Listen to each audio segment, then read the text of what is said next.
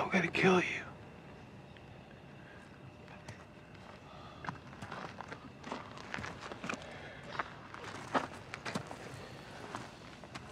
What?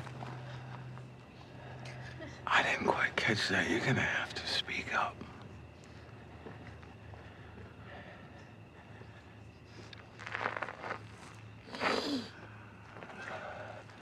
Not today. Not tomorrow. But I'm gonna kill you. Salut, c'est Mister S et aujourd'hui on va parler de The Walking Dead.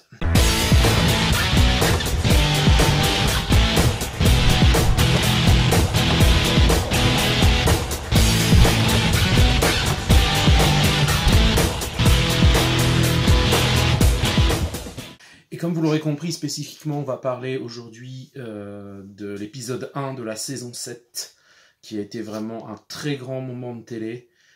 C'était sûrement un des moments de télé les plus violents. Je n'ai pas souvenir d'avoir vu autant de violence à la télé. Mais il ne faut pas oublier aussi la réalisation qui était génialissime. Et surtout le jeu des acteurs, notamment Andrew Lincoln qui est parfait, qui incarne la détresse à la perfection, et aussi, évidemment, Jeffrey Dean Morgan dans le rôle de Negan, qui est juste énorme, et il arrive à donner un charisme fou à ce personnage qui est pourtant un des plus grands méchants de la série. Et justement, le fait que cet épisode ait été si bon, et paradoxalement pour moi, ce qui a tué The Walking Dead, réellement. Et je vais essayer aujourd'hui de vous démontrer pourquoi. Et ouais, il faut bien se rendre à l'évidence, The Walking Dead, c'est plus ce que c'était. Et depuis la saison 8, on est vraiment en perte de rythme et en perte de souffle. On se demande vraiment où ils vont aller maintenant dans la saison 9. Surtout depuis qu'ils ont annoncé que Rick allait quitter la série. Ça, c'est vraiment le coup de grâce pour moi. Et je me demandais justement quel a été le moment où c'était parti en live en fait. Et en y réfléchissant, je pense que tout me ramène à cet épisode 1 de la saison 7 où on n'a pas fait que tuer des personnages de la série, on a aussi tué la série elle-même. Avant qu'on continue, attention, spoiler alert, si vous n'avez pas vu la série, vous pouvez partir dès maintenant. Et voilà, maintenant qu'on est entre nous, voici 3 raisons pour lesquelles l'épisode 1 de la saison 7 a tué The Walking Dead. Raison numéro 1, ça a commencé trop fort, beaucoup trop fort. Et pour comprendre un petit peu tout ça, il faut remettre les choses dans leur contexte. Il faut savoir que la saison 6 se termine sur un cliffhanger de fou. On sait que Negan a tué un personnage principal de la série et on ne sait pas lequel. Et pendant des mois, les producteurs vont faire monter la hype. Pendant l'été, je m'en souviens même, ils avaient lancé l'information comme quoi c'était pas un personnage mais 2 personnages qui allaient mourir. Et là, du coup, on s'éloignait complètement des comics. Il y a même des fans qui ont commencé à faire des théories en observant la manière dont ils étaient agenouillés pour essayer de savoir qui avait été tué en reproduisant le Amstramgram de Negan. C'était un truc de fou, quoi. Et donc, au moment où l'épisode 1 de la saison 7 sort, l'état d'excitation est au maximum. Moi, je me souviens que j'étais comme un fou, hein.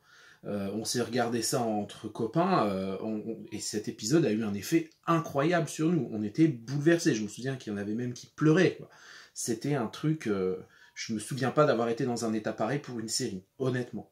C'est la seule série qui a eu cet effet-là sur moi avec cet épisode. Et à ce moment-là, on se dit, mais ça va être une saison incroyable. On se dit que le reste de la saison va être de la même facture. Mais non. C'est pas du tout ce qui se passe. On a l'impression en fait que les producteurs de Walking Dead ont voulu courir un marathon, ils ont sprinté pendant tout le premier kilomètre, et après ça s'est complètement essoufflé, parce que à côté de ça, du coup, la série avait atteint un tel point d'orgue que ça pouvait plus aller plus haut. C'est l'impression que j'ai en tout cas. Et les épisodes d'après m'ont paru surtout l'épisode 2, mais d'autres aussi m'ont paru complètement terne et ennuyeux à côté de l'épisode 1. Alors sur le coup, j'étais toujours content de retrouver mon épisode de Walking Dead, mais avec le recul, je me dis que finalement, les autres épisodes sont ternes et ennuyeux à côté de celui-ci. Et surtout quand il n'y a pas Negan. Raison numéro 2, la série est devenue trop dépendante de Negan. Pour moi, ce personnage, il a un charisme qui dépasse largement celui de Rick. En tout cas, durant la saison 7.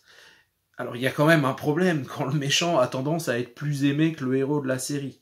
Mais bon, il a des répliques absolument cultissimes.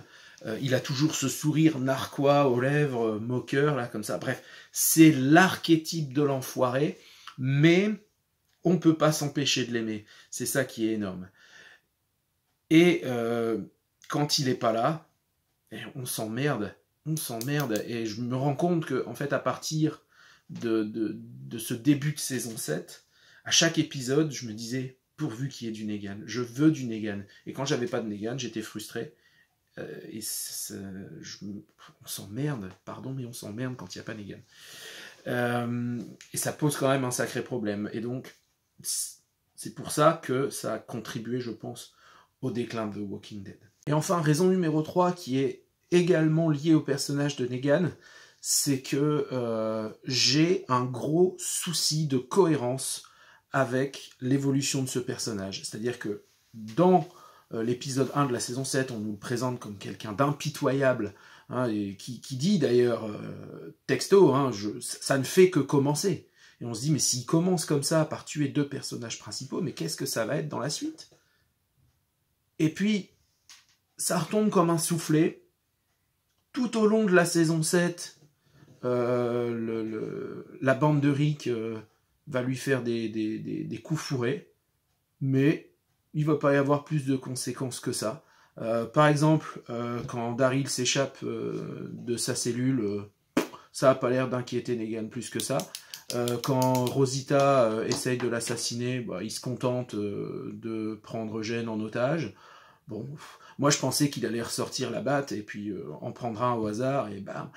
Alors, bon, oui, effectivement, il tue Denise après que Rosita a essayé de l'assassiner, mais ils ne se sont pas attaqués à des personnages principaux.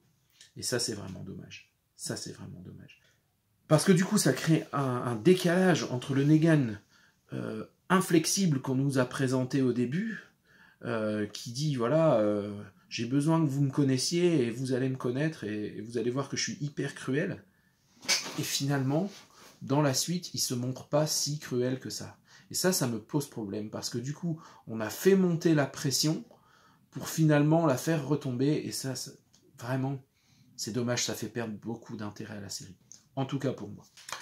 Voilà, alors attention, The Walking Dead est une série que j'affectionne encore énormément, et que je vais sûrement continuer de suivre, mais elle prend une direction qui a tendance à me plaire de moins en moins, surtout si Rick disparaît.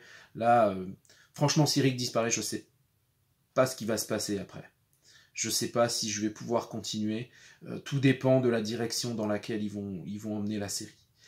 Par contre, si un jour il y avait un spin-off sur Negan, là je serais preneur. Je pense que là je serais vraiment très bon public. Merci de m'avoir écouté. Si vous voulez être tenu au courant des nouvelles vidéos, abonnez-vous à la chaîne et laissez un petit pouce bleu si ça vous a plu. Merci beaucoup et n'hésitez pas à donner votre opinion dans les commentaires. Merci, ciao.